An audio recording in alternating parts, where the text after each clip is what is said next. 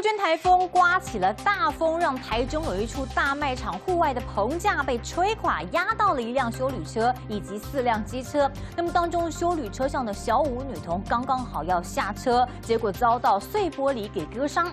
同样遭殃的机车车主也抱怨，在台风天不事先把棚架给拆了防台，真的太危险。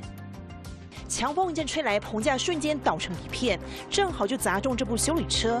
不仅车玻璃被砸破了，还伤到车上的一名小5女童。是因为她吓到，所以她会站起来，然后站起来去清那个碎玻璃的时候，就是脚会稍微去割到。女儿的右小腿被玻璃划伤，已经紧急带走处理伤口。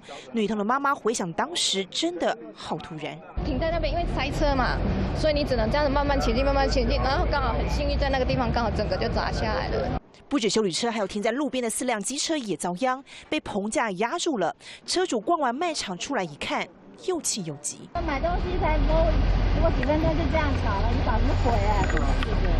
你说怎样？你买个东西出来就变这样子？对啊。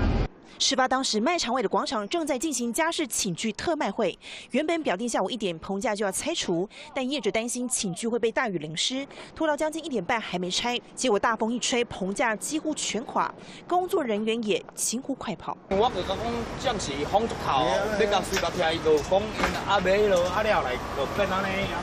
突如其来的棚架倒塌，伤到人又砸到车，幸好受伤女童只受到皮肉伤，但惊动卖场里里外外，不少人受到惊吓。